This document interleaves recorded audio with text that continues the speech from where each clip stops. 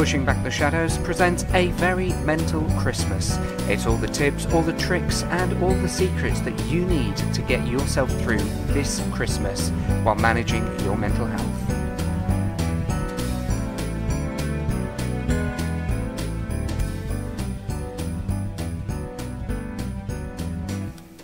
Hello and welcome to day 4 of our Very Mental Christmas. My name is Alex and I'm here with Cheryl, and today we're going to talk about the most stressful time of the year. Now, I don't know about any of you guys, but if you're like me, getting everything sorted for Christmas is a nightmare. You've got to do all your shopping, you've got to visit people, you've got to visit friends, you've got to do loads, don't you think? Yeah, absolutely, so much. If you've got children, there's all the things for them as well, so you'll invariably, if they're at school age, there will be that, oh, we're doing a nativity, oh, you've got to make a costume, and it's a last minute panic on all of those sort of things, and it puts an awful lot of stress on you. It does. And it can really make it hard, and if you're already struggling, it just makes it 10 times worse, because then you end up in this horrible cycle of that if you miss something or you don't do something, that you end up feeling like a failure. Yeah, it's hard enough in normal life, isn't it, to prioritise stuff, get stuff going, make sure we've done everything that we think we need to do or that we do need to do. Yeah, and adding to that, there's that whole idea of the perfect Christmas. Well, no Christmas is perfect, but people do kind of get caught up in that it's got to be just right. Yeah. And it's a big expectation to try and live up to. Yeah, so we've got a few key points that we're going to run down, which includes things like managing that time effectively, so you're not getting pulled like some kind of tug of war, pulled every which way. Wrapping presents, because I don't know about you, but I absolutely hate it. I can't, if it's not square, I can't wrap it. Yeah. Simple. But also things like getting ready to go out when you have arranged to meet those friends and all sorts of things like that. So, taking time and kind of managing that time effectively is difficult for some. I mean, not looking at anybody in particular, but not everyone is the most organised of people. Sometimes it's a case of, yep, we need to leave at this time because we need to do this, we need to go and, like going to get the toddler from nursery. Yeah, we leave at this time so that we can just go down, get in the car, drive over and come back or whatever. Yeah. And usually it ends up being, okay, we leave on time, but then we have to take the bin out and we have to move the car seat and we have to do this, we have to do that, and we don't end up actually leaving until, we'll say, 10 past. Yeah. So we have to organise that time as best we can. Yeah. Try and plan and say, okay, well, this day we'll do this day we'll do that. And it might be that it's things like we did the other day. Mm-hmm. We were over in Cannock to take the toddler to nursery. Yeah. And it was, oh, well, while we're here, we might as well go and do. Yeah. Because we need to go to this place and that's here. And it could be just organising it, something simple like that, if you're already in the area, booking a few things then. Yeah, structuring things around things that you've already know that you've got to do. I mean, one thing that I've always done in the past is, a lot of my friends live over like the south side of Birmingham, and it can become a little bit of a task, but it becomes a bit of like a grand tour of checking in with everybody. And you set your time limits of how long you're going to be, and that isn't mean, it's just you've got so much to try and fit in over the course of a day that it is difficult. So I mean, one of my best friends lives over in Bromsgrove, and because her birthday, my birthday, her children's birthdays, some of my children's birthdays all hit around Christmas time, we don't try and see each other on the birthdays and Christmas, because it's just insane to try and do that. So what we will do instead is we'll say, okay, when are you free? What day's best?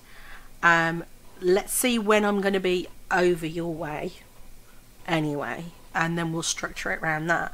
So, like last Christmas, it was, well, I knew I was going to go and pop in and see my sister-in-law, or I was going to go and see some other friends as well, all in the area on the same day. And I structured the day so that it was like I got there to my friends at 11, spent 2 hours with her. I then arranged for my next friend, it was kind of like about 1:30.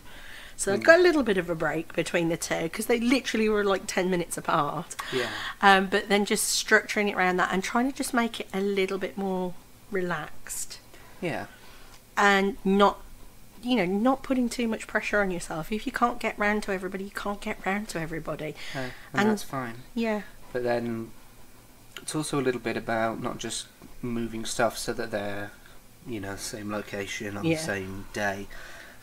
But it's also important to kind of prioritise things. And it does sound quite harsh the way that you kind of have to say it. But it's all about deciding who you want to spend time with. Yeah. Because at the end of the day, you've only got so many hours in a day. Yeah. And you've got so many things to get done. And so at some point it will become a little bit of a thing where you have to work out who is, I don't want to say the most important, but where you've got to decide who you're going to be able to see. Yeah. I mean, if, for example, you've got... Well, easy example is you've got your friends, you've got your acquaintances. Yeah. Fit more of your friends in than your acquaintances. Yeah. And that way you're managing that timetable, you're not going to overload yourself. Yeah. And that in itself kind of leads on to the next point, which is not being afraid to say no. Yeah.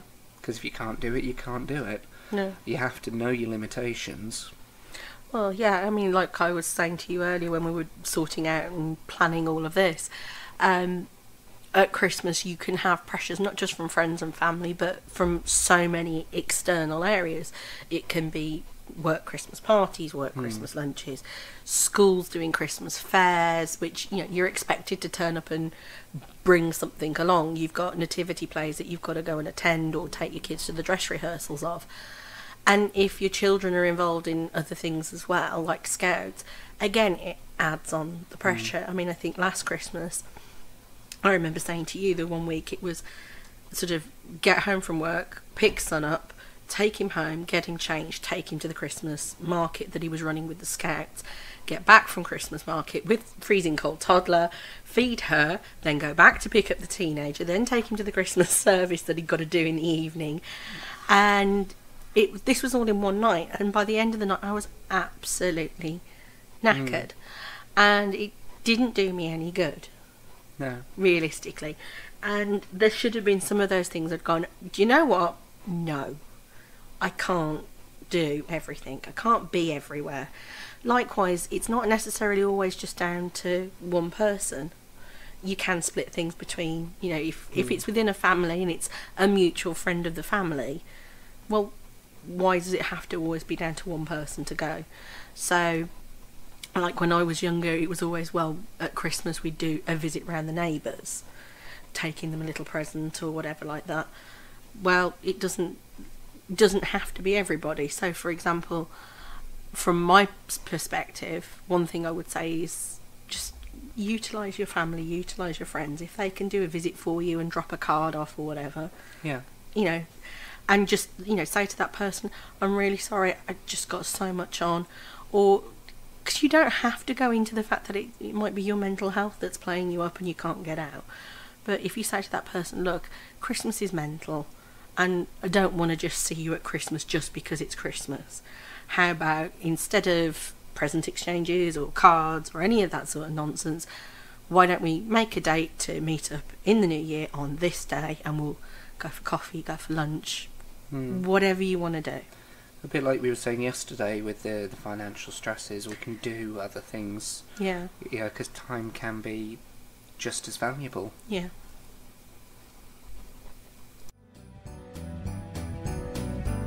You're listening to A Very Mental Christmas, where we provide you with the best tips for getting you through this Christmas while managing your mental health.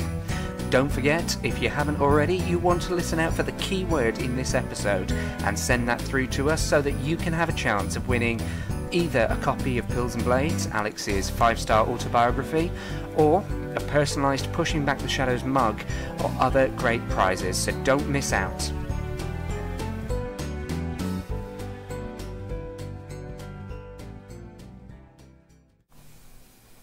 So, having just talked about giving people your time, we come on to one of my, I've got quite a few least favourite aspects of Christmas. Not that I'm an Ebenezer Scrooge or anything like that, because I do like Christmas. Yeah. But, yeah, Christmas music starting in November and houses being decorated. I'm not going to get started. But present wrapping, I hate it. Yeah. If it ain't square, it ain't getting wrapped. No. End of story, because I have enough trouble if it's square. Well, yeah. I mean, covered in sellotape and paper and... Oh dear. But you kind of like wrapping, don't you? Yeah, I think it's because I kind of make a thing of it. That's the main thing. It's not setting how many you're going to get done. It's just set an amount of time aside. Yeah.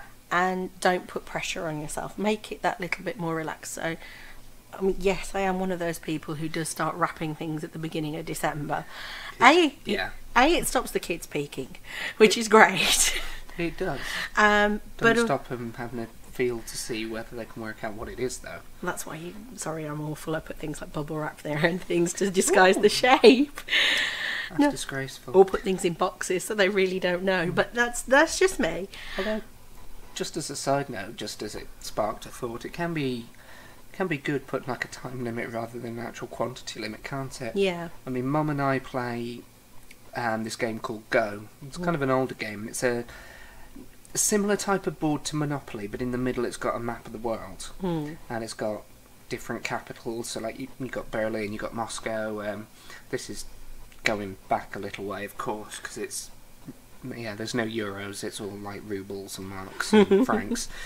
Love you really, Mum.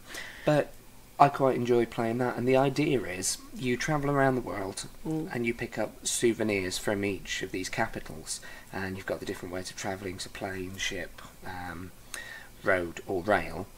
And as you go around the outside of the board, similar concept to Monopoly, you get money each time you pass Go. And when you land on certain squares, you can then choose to travel.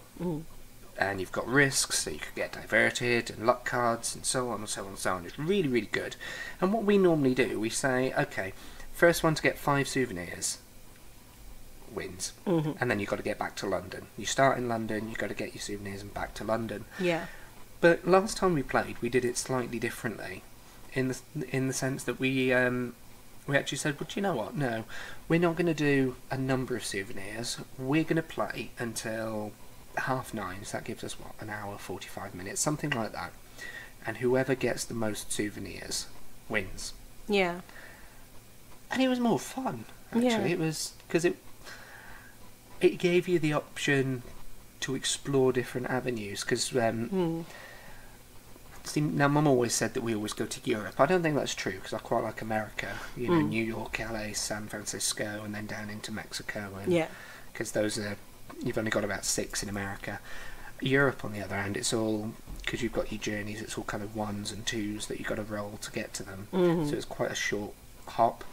But you don't get to go to places like Sydney or Tokyo or Cape Town. So it was, yeah, we'll do time, and then we can actually go to those places as well. Yeah.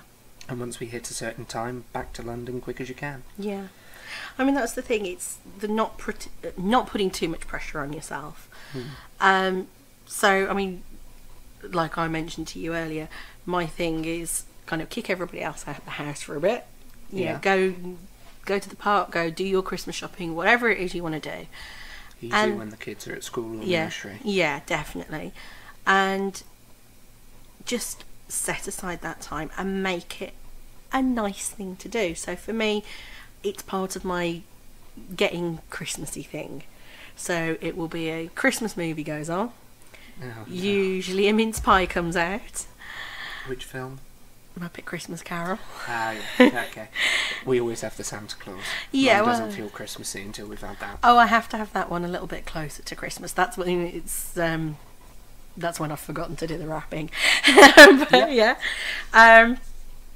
but yeah, something Christmassy. Get a nice cup of minty hot chocolate or something like that. Maybe a mince pie if I'm feeling particularly naughty.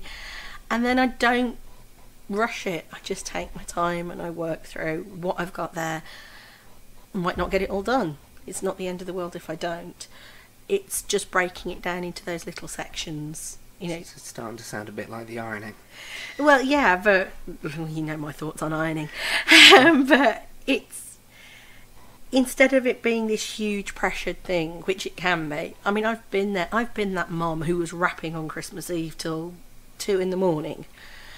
And it's horrible because that puts you under a huge amount of stress, and then Christmas morning turns up and you've got more stress because you're trying to get Christmas dinner and everything ready, and you're exhausted because you've not had enough sleep. That's not a great way to start what's supposed to be a really lovely time of the year. And at the moment, it is such a stressful time of the year. It is. The other things that you can do, I mean, take the stress out of it if you can. Yeah, there are alternatives. You don't have to wrap everything. No. And obviously it depends on, going back to like yesterday's episode, what kind of budgets we've got and things like this. But shops do gift wraps. Yeah, some of them do it for free, which is brilliant. Yeah. And if they do, make use of it, because that saves you wrapping paper and ribbon and sellotape. It does. It also saves you sanity a little bit. Or what little you've got remaining, like us. Yeah.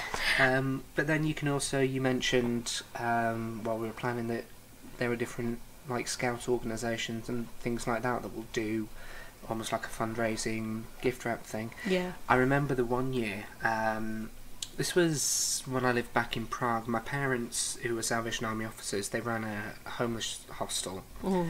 And part of their run up to Christmas, I mean, they'd have all the kind of all the meals to cook and everything, but they would get like only something simple. I mean, it was only like a shower and bath kit or something, but they'd get something like that for all the residents.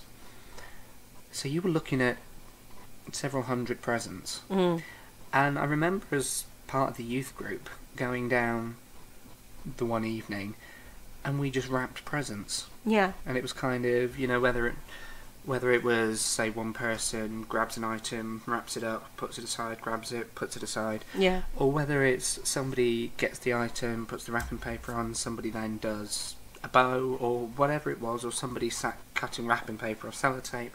There are groups that will do things like that. Yeah, I mean, I would know from personal experience, my son's scout group have done things like that for their fundraising. And then, realistically, you're doing something nice. You're helping them raise funds and a little bit selfishly taking some of the pressure off yourself. Yeah, it might not be perfect. Yeah, it might not be how you'd wrap it, or it might not be the paper you choose, but realistically, what happens to the wrapping paper? It gets ripped off and thrown in the bin. No, you missed an important step there. Yeah. In our house, it gets ripped off, screwed up into a ball, thrown at somebody, then thrown in the bin. Oh, okay, sorry, I missed that one. Or lobbed back and forth a few times. Yeah. I mean, those are some of the options, though. Yeah. And never underestimate the power of a pretty gift bag. Oh, exactly. Oops, sorry, throwing my stress ball everywhere. But, yeah, I mean, gift bags can be good, and yeah. I suppose at the end of the day, make it fun, kind of make it yours, whatever you like to do. I mean, going back to what I said about the ironing, I always put like an episode of something on. Yeah. Sometimes it's a podcast. Yeah. Not one of my own, because I hate the sound of my own voice, but disgraceful. Doing something like that, and then it's almost like the time does go a little bit quicker. It does. Yeah. So make it fun, make it yours, and if in doubt, gift bags or some of these other organisations. Yeah. I mean, you might be one of these people who's a bit like Alex and hate it, but you might have a friend like me who really doesn't mind it and gets on with it. And if you have, that's great. Ask them, talk to them. I've got my sister and her husband are both absolute lunatics when it comes to Christmas wrapping, because they make it so that nobody can get into anything. Yeah. But it's like my mum. Realistically, if they're doing their wrapping and you are running a little bit behind, the amount of times I've actually gone, could you just wrap this for me, because I have really got no hands left to do this. And they've been brilliant, and they've kind of just cobbled a few things together.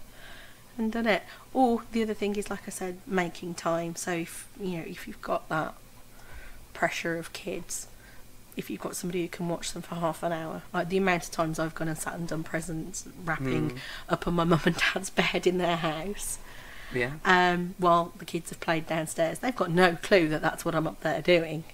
It's, I've gone to go and help grandma with some stuff upstairs. Yeah, so making it yours, it doesn't have to be perfect. No.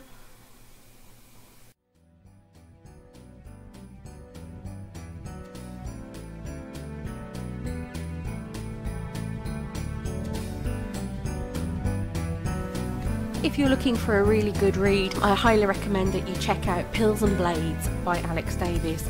It's one man's struggle against depression, anxiety and insomnia. With 5-star reviews on Amazon, Alex writes an incredibly open and honest account of how his mental health deteriorated, how it drove him to self-harm and ultimately how it cost him his job. Follow his story as he talks about turning that darkness from pain to purpose and how he's forged a new career. It's available on Kindle and in paperback. Visit the www.pushingbacktheshadows.com/books to get your copy.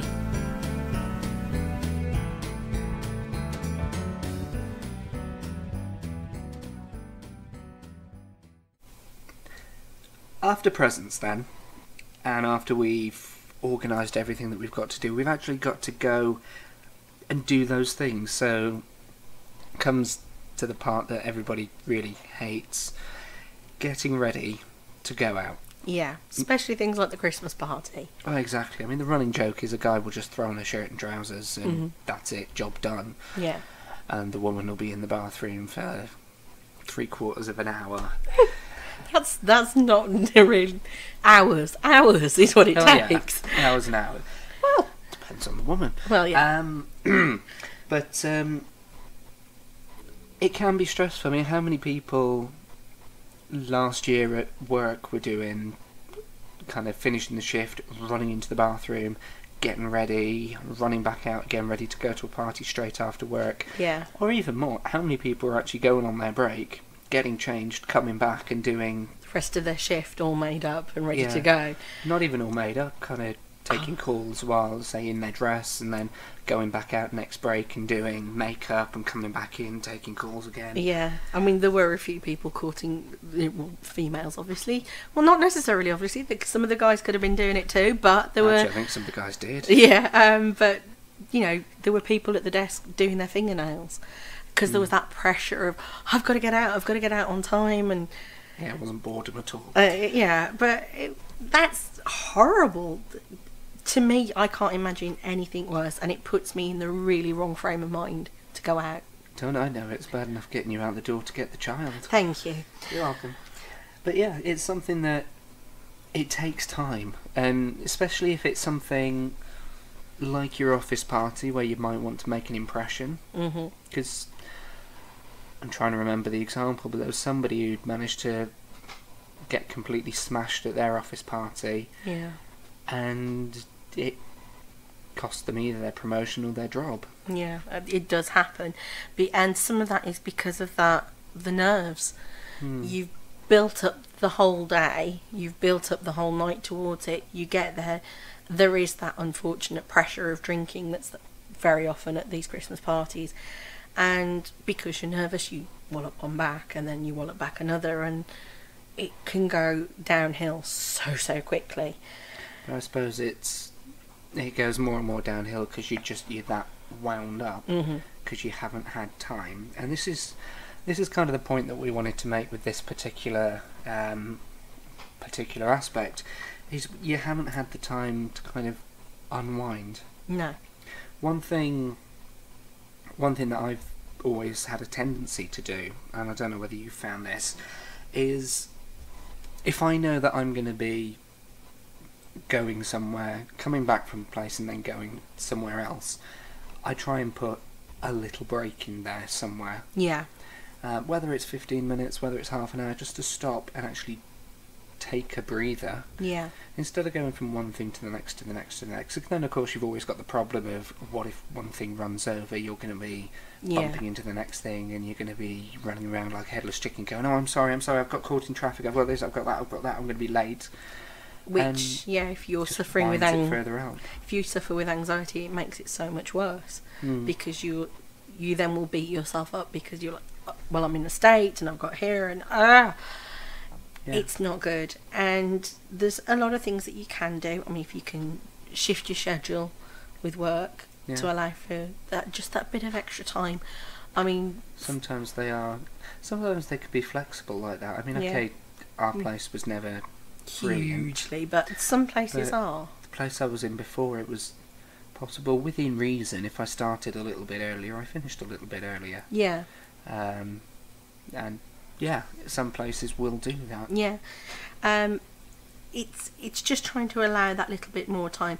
Or, if there's that thing where they're going, oh, well, we've got the Christmas works due at X place, but we're all going to go for drinks straight after work. Don't go for the drinks after work. Just say, no, I'll meet you there at the party. Give yourself that break in between. If you're one of those people who loves to just go through all that, then that's fine. Do that. If but you can do it, do it. But we're talking obviously for like the people that, because you want to be involved.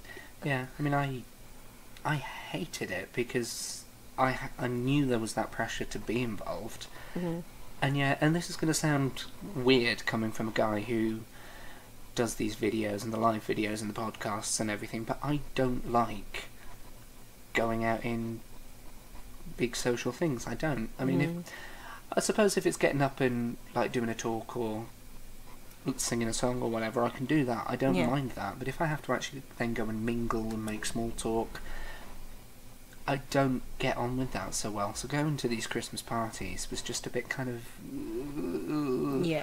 I mean, at our old place it was team meals and this, that and the other.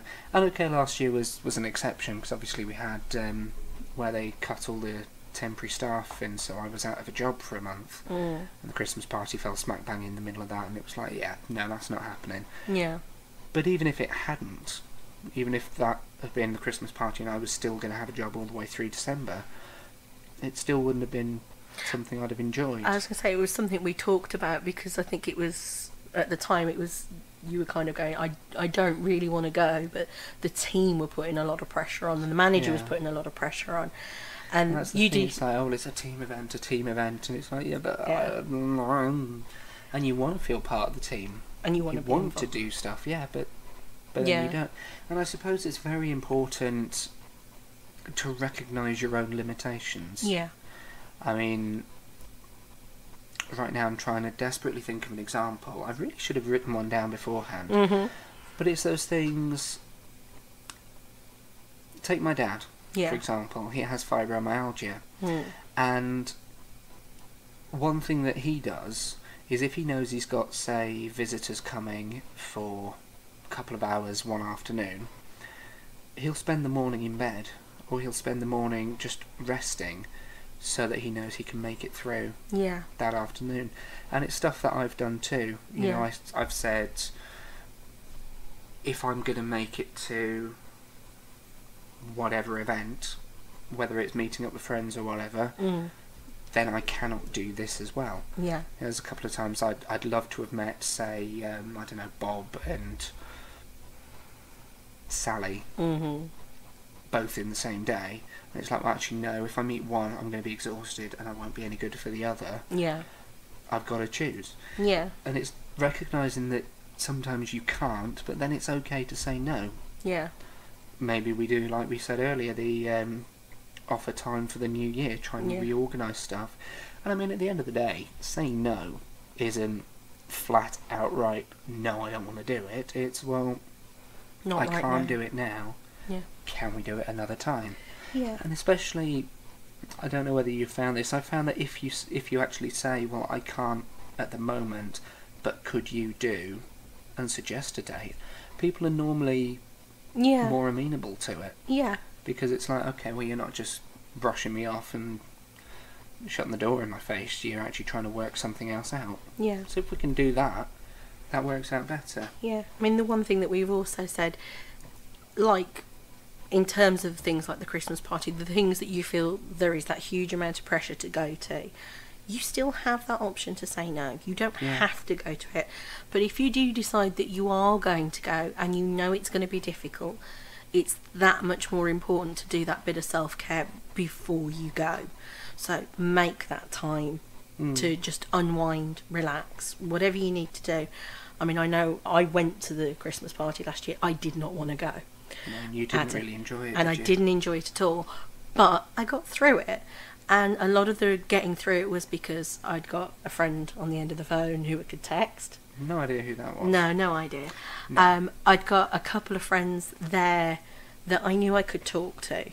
Yeah. And even if they weren't always immediately available, and at one point I ended up kind of ending up being mum to them and making sure they got home safely. Yeah. Different kettle of fish.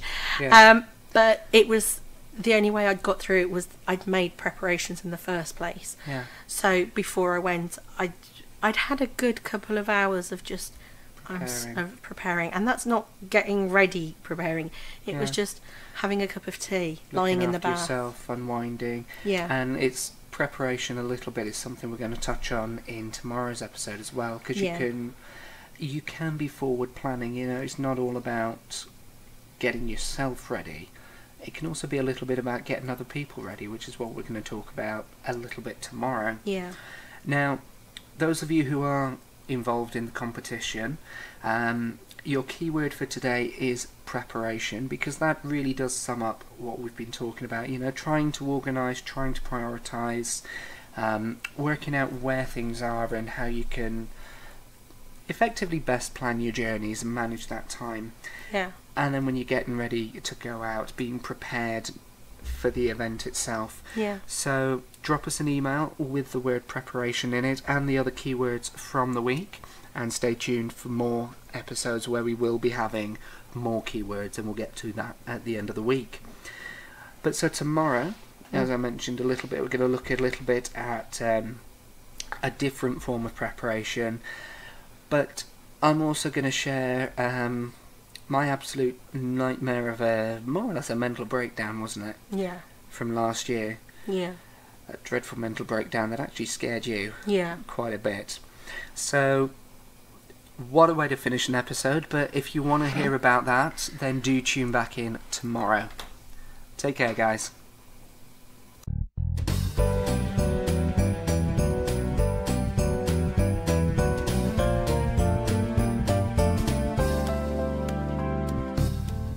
You've been listening to A Very Mental Christmas, presented by Pushing Back the Shadows. Don't forget to enter our competition. You can email us the correct keywords that are in the podcasts. And don't forget to stay tuned for more upcoming podcasts and also for our live videos. Just a reminder, those are 8 PM tonight on Facebook and 9 PM tonight on Twitter's Periscope. Hope to see you then.